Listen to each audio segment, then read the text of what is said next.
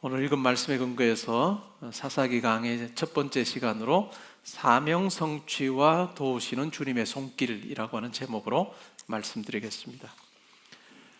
사사기는 히브리어로 쇼페팀이라고 하는 말입니다. 영어로는 judges라고 그렇게 쓰고 있죠. 우리말 개역개정 성경에는 사사기 이렇게 번역을 했습니다. 그리고 공동 번역에서는 판관기라고 그렇게 번역했습니다. 근데 사사기에 나오는 사사들을 잘 살펴보면 재판하는 사람들보다는, 그러한 이미지보다는 하나님의 손에 붙들려서 이스라엘 지파, 이스라엘 백성들을 구원하는, 어찌 보면 군사 지도자의 역할이 더 분명해 보입니다. 이 책에는 12명의 사사가 등장하는데요, 크게 대사사와 소사사로 구분을 합니다. 대사사 6명, 소사사 6명으로 구분을 합니다. 대사사는 온니엘, 에훗, 드보라, 기드온, 입다, 삼손입니다.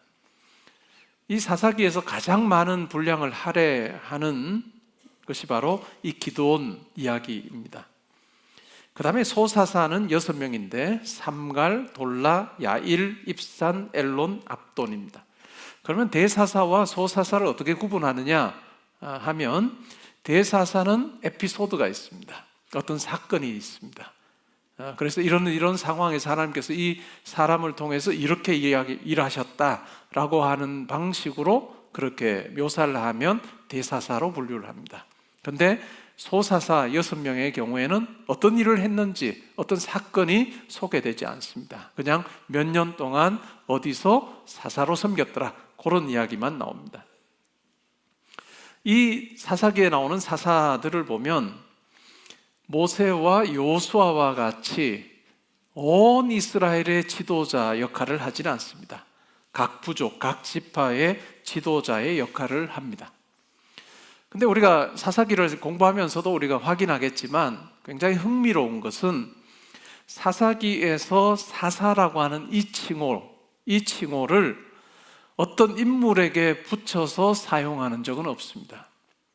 우리가 사사 드보라, 사사 기드온 이렇게 우리가 편의상 그렇게 사용을 하지만, 사사기에서는 이 사사라고 하는 말을 특정한 인물에게 붙여서 그렇게 사용한 적은 한 번도 없습니다.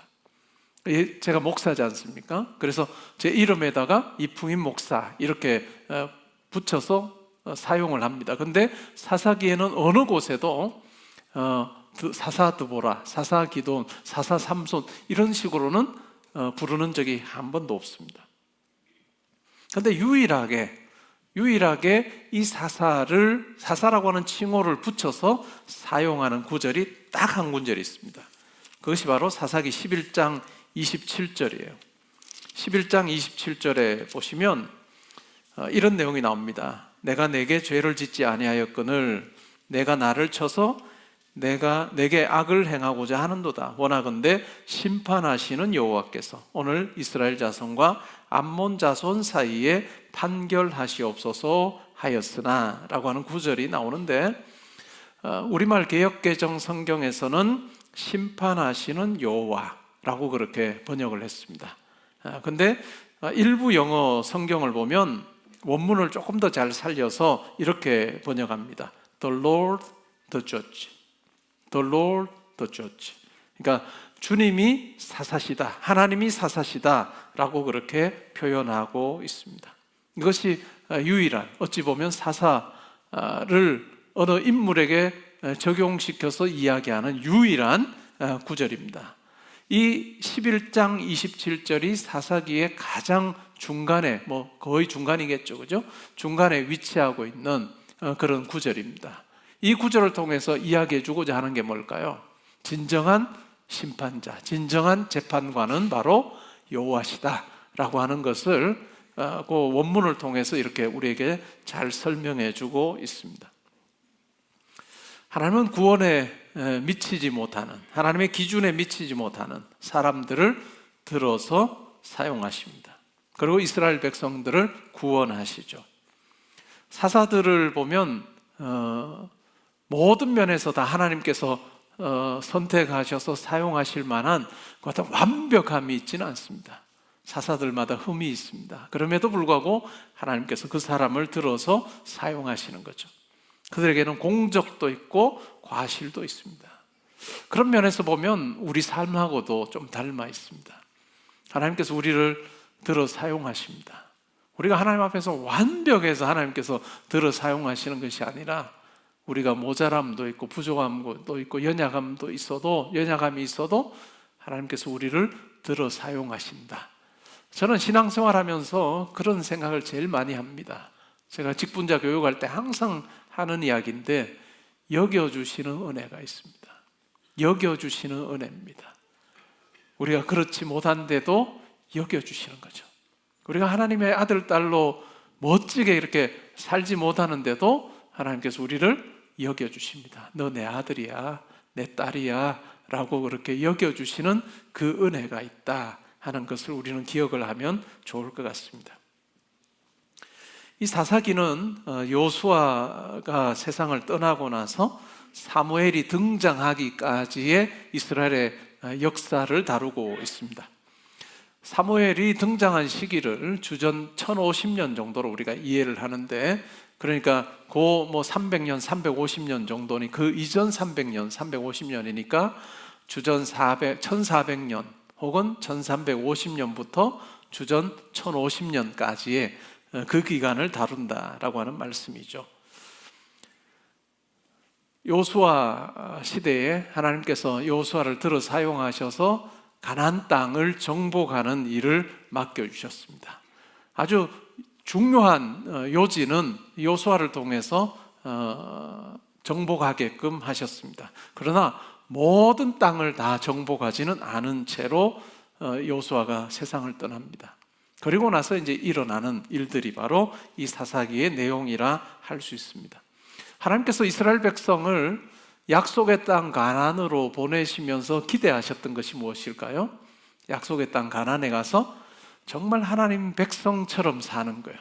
그래서 그들과 언약을 맺을 때 너희들은 거룩한 백성이고 제사장 나라다 라고 말씀하셨던 것처럼 그 땅에 하나님을 섬기는 것, 하나님을 경외하는 그런 법도를 잘 보여주는 것, 그것이 어찌 보면 사명이었습니다.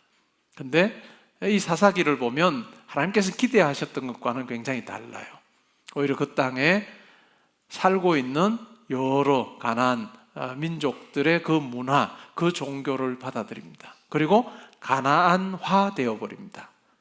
가나안화 되어버려서 하나님 백성다운 모습은 점차 잃어버리고 그 믿지 않는 이방 민족과 별로 차이 나지 않는 그런 모습으로 사는 것이죠. 우리가 사사기를 공부하면서 이 부분을 항상 살펴봐야 될 거예요. 성도로 사는 나, 그리고 세상 안에 있는 교회, 과연 나의 모습과 교회, 우리 개포동교회의 모습이 어떠한가를 우리는 항상 살펴야 됩니다. 하나님께서 우리를 세상의 빛과 소금으로 우리를 세우셨습니다. 그리고 교회의 역할 또한 그러하겠죠. 그런데 혹시 이 사사기의 이스라엘 백성들의 삶처럼 그 가나안 문화가 그들 가운데 들어와서 오히려 하나님 백성으로서의 거룩함과 공의와 사랑을 실천하는 것은 사라지고 그냥 세속적인 가치관에 의해서 살고 있었던 그들처럼 우리도 그러하지 않은가, 그냥 내가 세상과 짝하여 살고 있지 않은가 하는 부분을 우리가 사사기를 공부하면서 살펴보아야 할 것 같습니다. 사사기의 핵심 주제는 마지막 절에 있습니다. 사사기의 핵심 구절은 21장 25절입니다. 마지막 절에 이렇게 나옵니다. 그때에 이스라엘의 왕이 없으므로 사람이 각기 자기의 소견에 옳은 대로 행하였더라. 하나님께서 이스라엘 백성과 관계를 맺으시고 나서 항상 하나님은 이스라엘에게 유일한 통치자였습니다. 유일한 왕이었습니다. 그런데 진정한 왕이신 하나님을 경험하지 못합니다. 이들이 불순종함으로. 그래서 결국 그들이 어떤 행동을 했다는 거죠? 각기 자기의 소견에 옳은 대로 행하였다. 각기 자기가 판단하고 자기 눈에 옳은 대로 그렇게 살았다라고 하는 것입니다. 이러한 삶을 살 때 사사기에 반복되는 사이클이 있습니다. 그것은 바로 배반, 심판, 회개, 구원의 사이클입니다. 하나님을 배반합니다. 이스라엘 백성들이. 그러면 하나님께서 심판하십니다. 다른 민족을 들어서 이스라엘을 심판하십니다.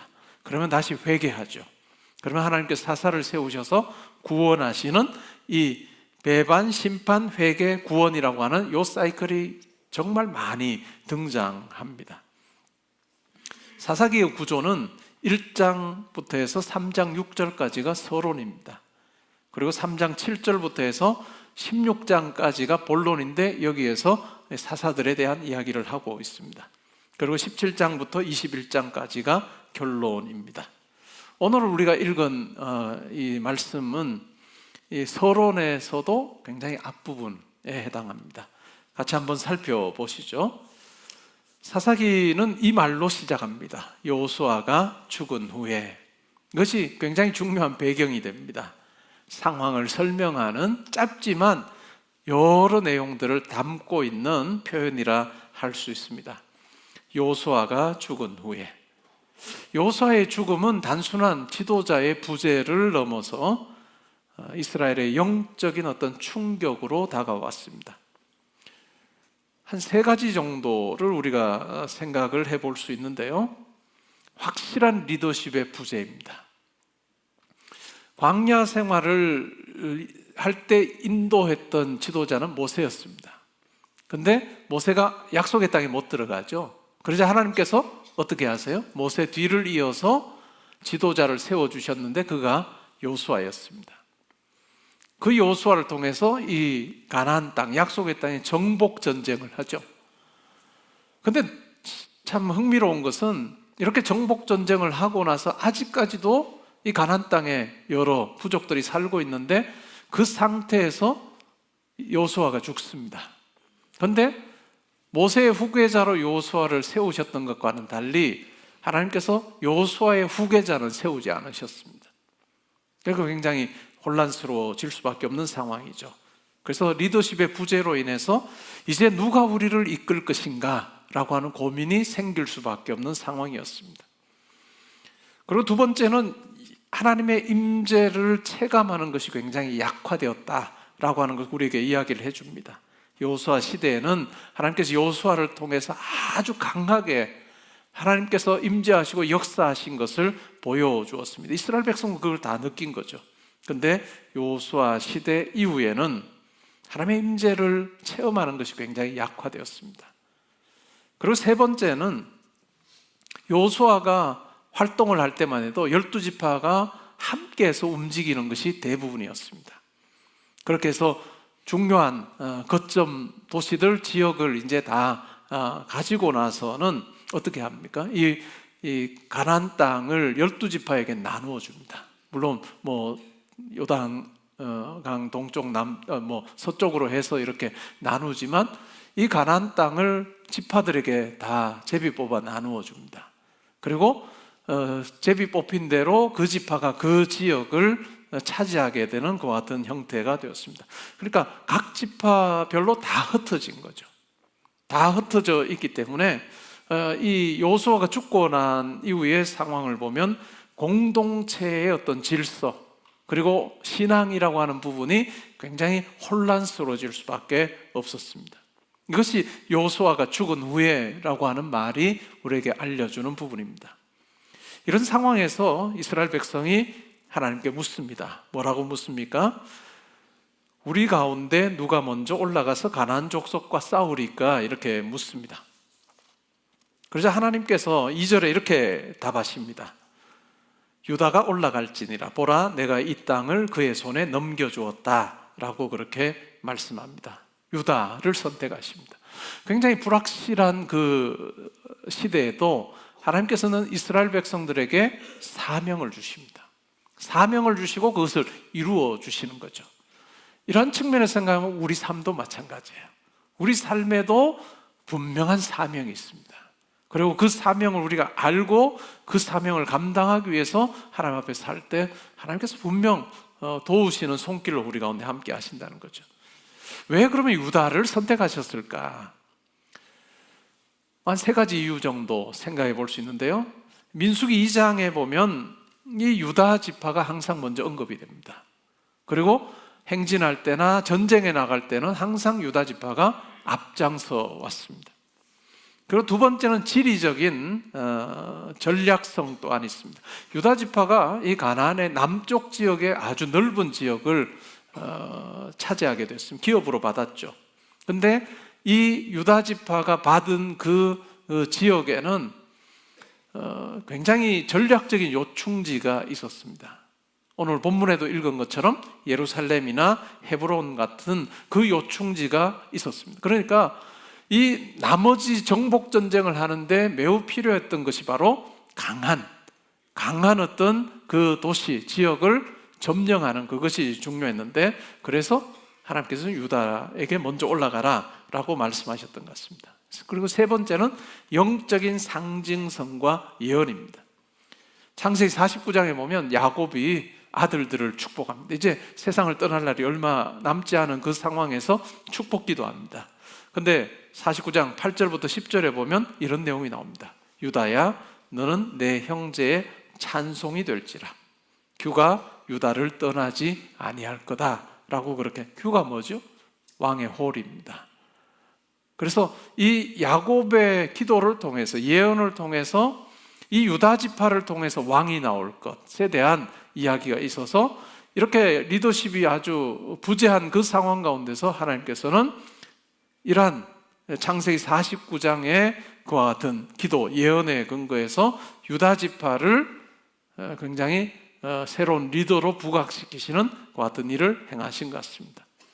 우리가 잘 알기로도 시간이 한참 지나서 다윗이 이제 왕으로 세워지고, 또 시간이 한참 지나서 예수께서 유다 지파 후손으로 오셔서, 다윗의 후손으로 오셔서 진정한 왕으로 이 세상에 오셨다는 거 우리가 잘 알고 있어요. 이런 어떤 이유 때문에 아마 유다를 선택하신 거예요. 근데 뭐 이런 이유를 떠나서 가장 중요한 건 뭘까요? 하나님께서 그냥 유다에게 가라 하신 거예요. 절대 주권이죠. 그리고 그것을 토대로 생각해 보면 한 세 가지 이유가 있습니다. 근데 유다 지파가 조금 특이한 행동을 합니다. 그게 뭐냐면 시몬 지파에게 함께 전쟁에 나가자고 합니다. 이번에 전쟁에 함께 나가면 너희들이 전쟁을 치를 때 우리가 함께 하마 라고 그렇게 이야기를 합니다. 유다 지파는 12지파 중에서도 굉장히 강한 지파입니다. 사람 수도 많고 굉장히 강한 지파이죠. 근데 시몬 지파는 가장 약한 지파입니다. 인구도 보면 다른 지파의 절반 정도밖에 되지 않는 굉장히 약한 지파입니다. 어찌 보면 그냥 유다가 하나님께서 우리에게 맡겨주셨지 하고 자기네들끼리 올라가도 충분히 전쟁을 치러서 이길 수 있는 그 같은 힘을 가지고 있었습니다. 그런데 가장 약한 시몬 지파와 함께 가서 전쟁을 치르자라고 이야기를 합니다. 왜 그런 제안을 했을까 생각을 해보면, 이 유다 지파가 받은 땅과 시몬 지파가 받은 땅이 거의 겹쳐 있습니다. 그러니까 유다 지파가 받은 땅 안에 시몬 지파가 받은 땅이 있는 거예요. 그러다 보니까 같은 땅의 기업을 받았고 또 같은 대적을 쳐서 이겨야 되는 그러한 형편에 있었던 것 같습니다. 그리고 유다와 시므온은 야곱의 아들들 중에서도 어머니가 같습니다. 어머니가 같은 그와 같은 특징도 실제로 있죠. 그래서 유다 지파와 시므온 지파가 함께 전쟁을 벌여서 승리합니다. 그리고 오늘 읽었던 8장 이후에 8절 이후에도 보면 예루살렘과 헤브론을 차지하는 그런 일들이 있었습니다. 그래서 가나안 족속, 브리스 족속을 물리쳤고 베색에서는 10,000명을 죽였다. 그래서 함께 올라가서 승리한 이야기를 적고 있습니다. 이것에 대해서 학자들은 의견이 절반으로 딱 반반으로 나뉩니다. 이게 짬짜면도 아니고 반반으로 딱 나눠요. 한쪽은 이렇게 생각합니다. 이것 유다 지파가 이렇게 시몬 지파와 함께 간 것, 이거 잘못한 거다. 승리는 했지만 그 속에 불순종이 담겨 있다. 이렇게 이해하는 쪽이 한 입장입니다. 왜냐하면 유다만 올라가라, 유다에게 올라가라 했는데 시몬하고 함께 간 것은 인간적인 부분이 가미가 된 거다 라고 그렇게 생각을 해서 승리 안에 있는 불순종의 씨앗을 본다, 이렇게 이해하는 학자들이 절반입니다. 그리고 또 다른 절반은 동력으로 이해를 합니다. 가장 약한 지파지만 가장 힘센 유다 지파가 함께 하자 해서 동력의 좋은 모델로 그렇게 이해를 합니다. 그러니까 거의 50대 50이었습니다. 제가 글을 읽어보면, 그래서 이게 설교자의 고민입니다. 한 90대 10만 돼도 90쪽으로 가면 조금 안전한데 50대 50입니다. 그런데 저는 두 번째 입장을 따릅니다. 왜냐하면 본문 속에 불순종이라고 할 만한 그런 근거가 발견이 되지 않습니다. 그래서 좋은 동력으로 저는 이해를 합니다. 하나님 나라 사역을 보면 어떤가요? 그냥 개인전이 아니라 팀전입니다. 동력은 선택이 아니라 부르심이라 할 수 있죠. 유다는 굉장히 능력 있는 지파였지만 아주 약한 형제와 함께 하나님께 주신 사명을 함께 성취하는 일에 함께 했습니다. 이것은 우리 성도의 신앙생활에도 매우 중요한 부분입니다. 하나님께서 우리 각자에게 주신 은사가 있습니다. 고린도서 12장에 나오는 여러 은사들을 비롯하여 또 그 외에도 참 각기다양한 그러한 어떤 것을 맡겨주셨습니다. 그런데 중요한 것은 뭘까요? 그러한 것을 우리가 다 하나로 만들어서 예수 그리스도의 몸을 세우는 그와 같은 일에 지체로서 온몸을 세우는, 유익하게 하는 덕을 세우는 그것이 매우 중요하다라고 하는 것이 우리 신앙생활에서 매우 중요한 것입니다. 그래서 신앙생활에는 독불장군이 없습니다. 다 예수 그리스도 아래에서 겸손하게 하나 되어 그리스도의 몸을 세워가는 그 작업을 우리가 해야 됩니다. 그리고 우리가 협력할 때 능력이 배가가 됩니다. 유다와 시몬의 연합은 하나님이 도우셔서 함께 하시는 좋은 모델로 이해할 수 있습니다. 우리가 성경 통독을 원래 계속하고 있는데 출애굽기 17장에 보면 이스라엘이 아말렉과 전투를 벌였습니다. 그때 아주 신기한 게 나오죠. 그게 뭘까요? 모세가 산 위에서 손을 이렇게 지팡이를 쥐고 손을 들고 있으면 어떻게 될까요? 이스라엘이 이깁니다. 근데 피곤하여서 손이 점점 내려가면 어떻게 되죠? 아말렉이 이깁니다. 아주 신기한 일이 벌어진 거예요. 모세의 어떤 팔 자체에 힘이 있을까요? 신기한 게 있을까요? 그렇지 않은 거예요. 왜 그러면 하나님께서 그와 같은 방식으로 일하셨을까 생각을 해보면, 하나님의 일을 할 때는 혼자 독불장군으로 해야지 않아야 된다라고 하는 걸 보여준 것 같아요. 그 옆에 아론과 훌이라고 하는 사람이 어떻게 해요? 각기 한 팔씩을 맞습니다. 그리고 팔을 이렇게 지쳐서 이렇게 내려오지 않도록 모세의 한 팔을 잡고 다른 한 팔을 잡아줌으로 이 팔이 내려오지 않게 할 때 결국은 이스라엘이 승리하게 됩니다. 여러분, 지금 신앙의 여정에 여러분과 함께하는 동역자, 함께 걷는 자가 누구인지 한번 생각해 보십시오. 결혼한 분들은 가정에서 부부가 또 가족들이 함께 하나님 나라 세워가는 동역자다라고 하는 생각이 분명하면 좋겠습니다. 그래서 함께 기도하고 함께 세워가고 하나님께 주신, 가정에 주신 그 소명을 이루어가는 그런 동역자가 되는 건 매우 중요합니다. 그리고 또한 여러분 일터에서도 중요하겠죠. 함께 하나님 나라를 세워갈 동역자. 세상의 빛과 소금으로 내가 내 맡은 자리에서 감당해야 될 텐데 나 혼자 하는 것이 아니라 함께 고민하면서 기도하고 또한 나눌 수 있는 그런 동역자가 있는 것은 매우 중요한 부분입니다. 벽돌로 집을 지을 때 우리가 한번 생각을 해보면 어떤가요? 벽을 세울 때 벽돌과 벽돌 사이에 모르타르를 넣습니다. 모르타르를 친다라고 그렇게 이야기를 합니다.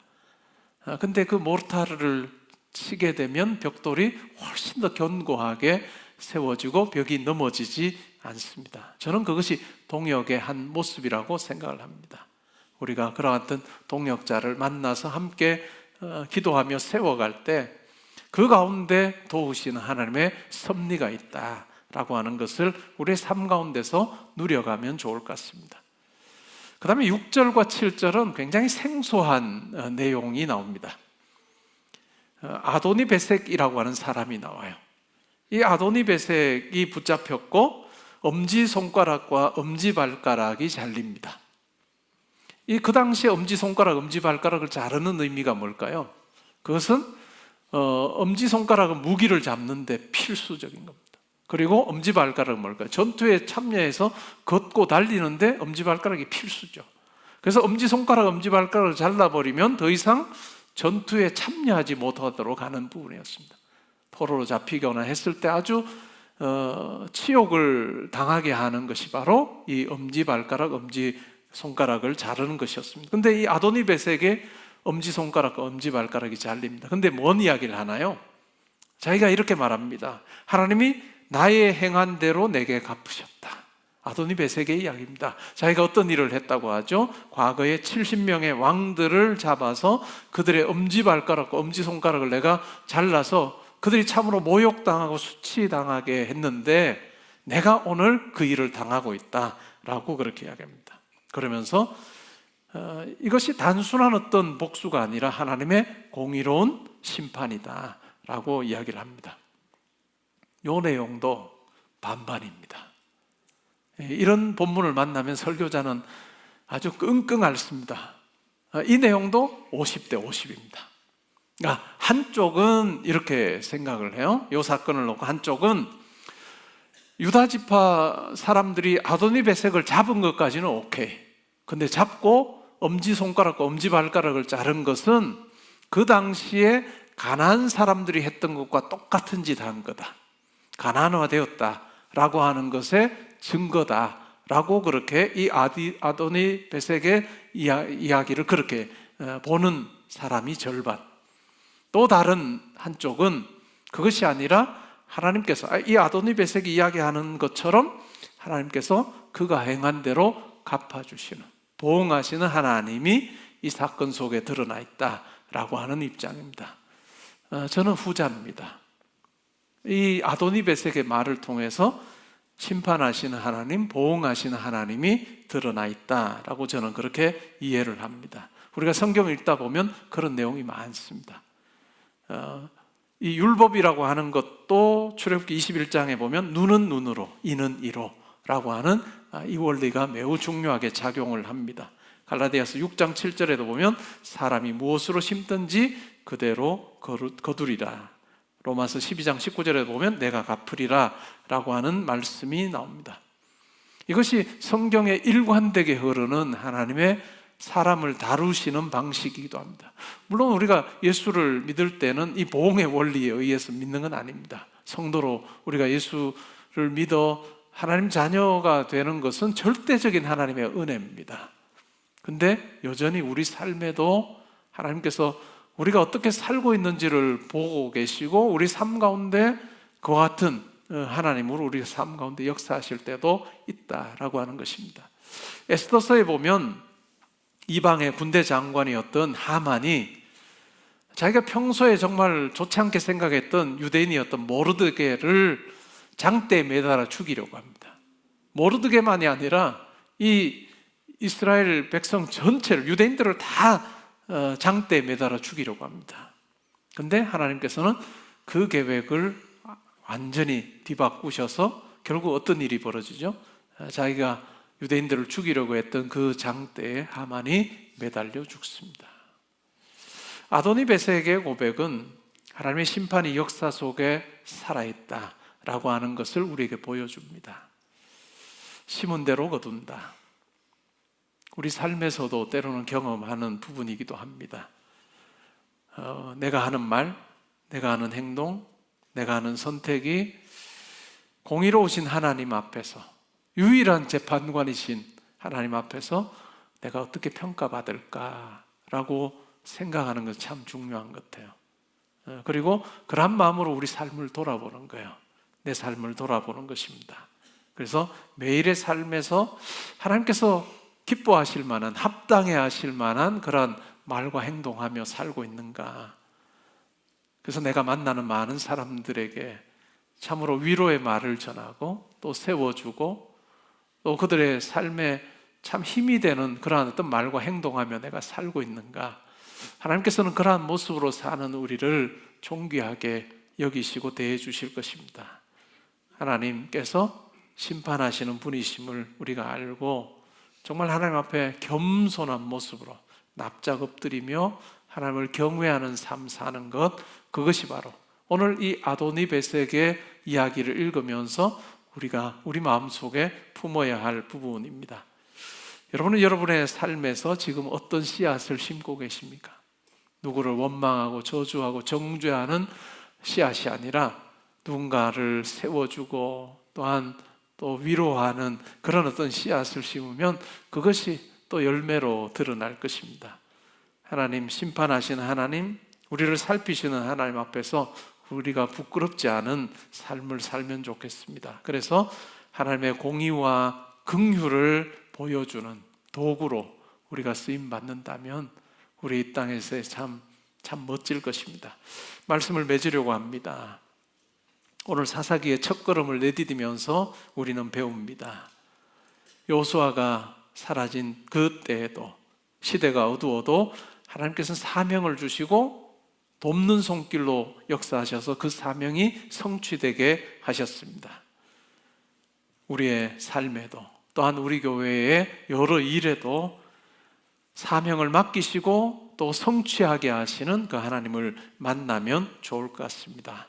하나님 앞에서 항상 우리 자신을 돌아보아 겸손으로 또한 우리가 만나는 많은 사람들과 또 동역함으로 우리가 하나님을 경외하는 삶을 살면 좋겠습니다. 그럴 때 우리에게 사명을 주시고 또한 그것을 이루시는 도우시는 하나님을 만나는 도움의 손길로 우리에게 찾아오시는 하나님을 만나는 복된 삶 되시기를 주님의 이름으로 축복합니다. 아멘.